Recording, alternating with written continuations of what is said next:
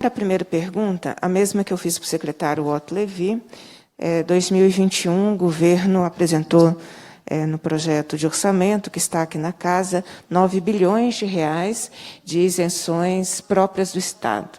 Não está na hora de rever esse volume enorme de isenções diante das questões financeiras que o próprio governo nos apresenta?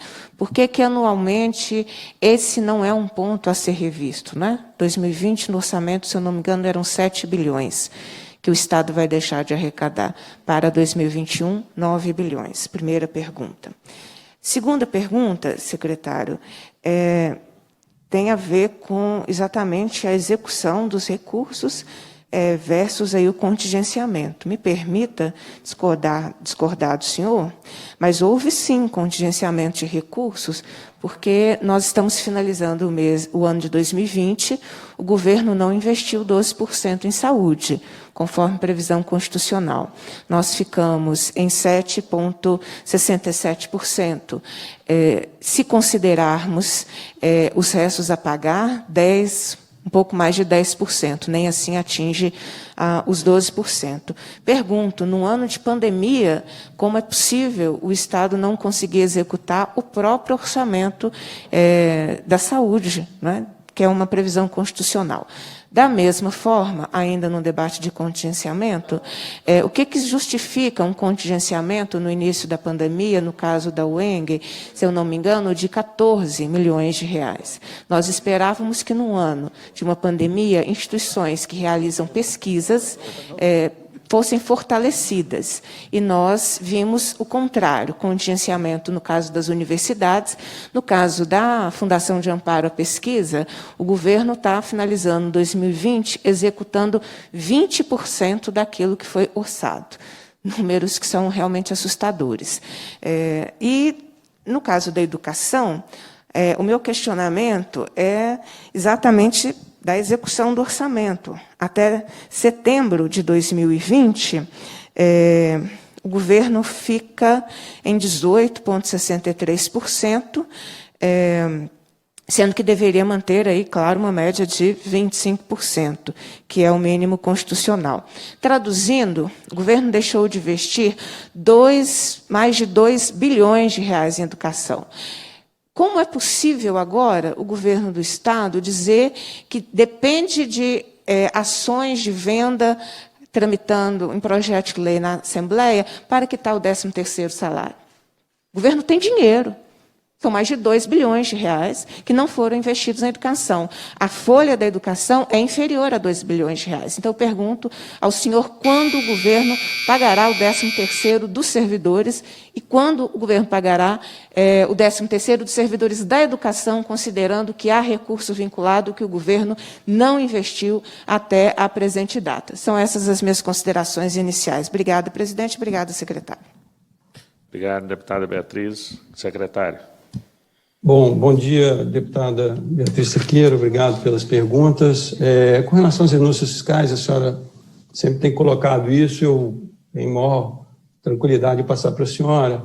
A renúncia não foi de 2 bilhões, né? A prevista é de 1,6 bilhão de reais. E essa renúncia ela é lastreada nos aumentos de investimento que o Estado de Minas Gerais tem recebido, né? Como eu já coloquei de outras vezes, Minas Gerais é um dos estados. Na região sudeste é o estado que menos concede incentivos fiscais. No país inteiro, ele está entre os 5 estados que menos concedem incentivos fiscais. Lembrando que o estado de Minas hoje é o segundo estado que mais atrai investimento. Obviamente, quando se atrai investimento, alguns previstos em lei, eu vou deixar isso claro, previstos em lei são concedidos. E aí é por isso que a gente tem um investimento de uma Amazon, né, de uma Mercado Livre, né, de aumento de produção da Ambev, né, de aumento de concentração de empresas que resolvem fazer aqui em Minas seu investimento. Só em 2020, esses acordos estão previstos gerar 16 mil empregos. Então, a gente tem que entender que a renúncia fiscal ela tem que ter sentido. Nós temos um acompanhamento a miúde do como ela é feita, a gente faz todo, vendo se aquilo que foi acordado é feito. Então, eu entendo que a renúncia fiscal, por renúncia fiscal, eu concordaria com a senhora. Não é o caso de Minas Gerais. Minas Gerais tem, sim, muito comedimento, ela é extremamente criteriosa nas concessões dos seus incentivos fiscais, insistindo, relativamente, Minas está bem abaixo de outros concorrentes, como São Paulo, como Rio de Janeiro, no sentido de atração de investimento. Execução orçamentária, eu tenho que discordar da senhora, na realidade, a gente já executou mais de 12,5% na saúde. Nunca se executou tanto na saúde quanto se executou este ano. Então, eu discordo do que a senhora está colocando, porque, na realidade, a saúde não foi contingenciada, como a senhora afirmou, não houve contingenciamento, houve a execução orçamentária de 12,51%. Então, discordo da colocação da senhora. O contingenciamento, a senhora colocou da UENG, na realidade, o contingenciamento foi para todas as áreas, porque nós tínhamos uma queda de receita, lembrando, não foi contingenciado a saúde. Nós tínhamos uma queda de receita inicialmente estimada em mais de 10% de variação de PIB negativo, isso traria 7,5 bilhões de reais, e o Estado teve que contingenciar, né? Insisto, sem contingenciar a saúde. Então, houve várias ações de contingenciamento, e não foi da UENG especificamente, foram várias outras secretarias que houve um redirecionamento. Quando se tem pouco recurso, deputada, a gente tem que direcionar para aquilo. Primeiro, na saúde, eu acho que isso ninguém tem dúvida, na segurança, que compactuou junto com a saúde, que esteve lá na linha de frente, né, se expondo lá, também tivemos uma execução orçamentária sem contingenciamento. Então, eu queria deixar claro que houve um foco nessas duas atuações, não faltou recurso para isso. Com relação à execução da educação, nós temos executado, a nossa avaliação estamos executando dentro daquilo que é programado constitucionalmente. E, deputada, me desculpe, eu vou colocar novamente, colocar que o Estado tem dinheiro e não paga o salário que não quer, não me parece que seja razoável algum governador que tenha recurso em caixa e não faça pagamento de salário dos servidores. Isso não, para mim, pelo menos, não consigo enxergar isso como razoável. Espero que eu tenha respondido as perguntas que a senhora colocou. Obrigado. Deputada Beatriz, mais eu 2 minutos. concordo, secretário. Não é nada razoável pegar o dinheiro da educação e pagar outras questões. Não é nada razoável pegar o dinheiro da educação e pagar outros setores do funcionalismo, sendo que tem recurso vinculado. De fato, não é nada razoável. Esse debate não é um debate de opinião, secretário. Eu estou aqui com um demonstrativo.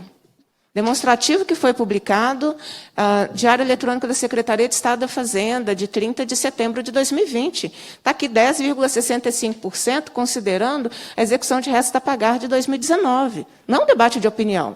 Eu não inventei 7,67.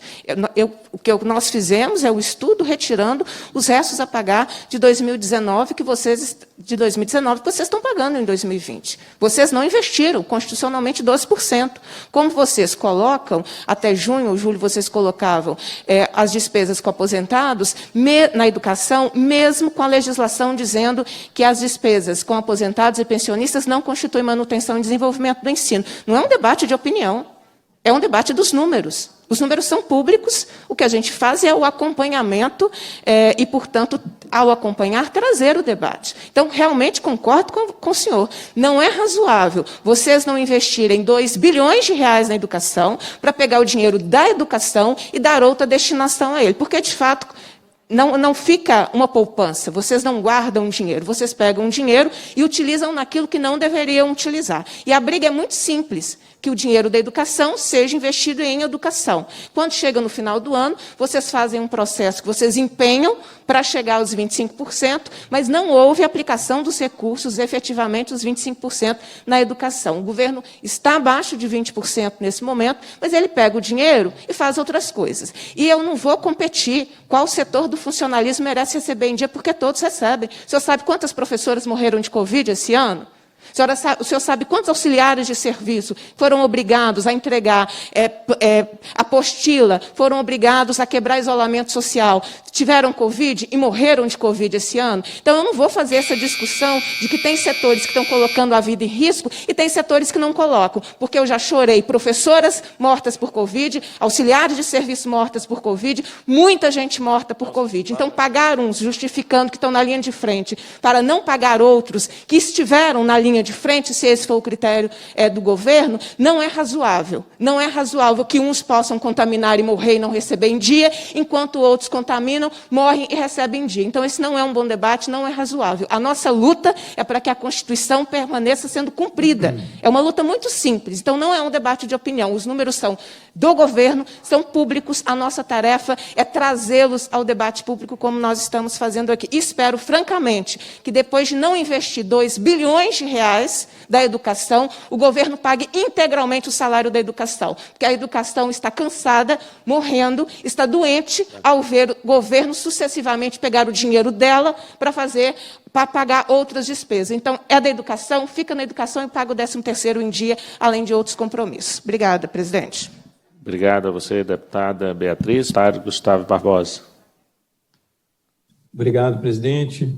Deputada Laura, agradeço as suas palavras.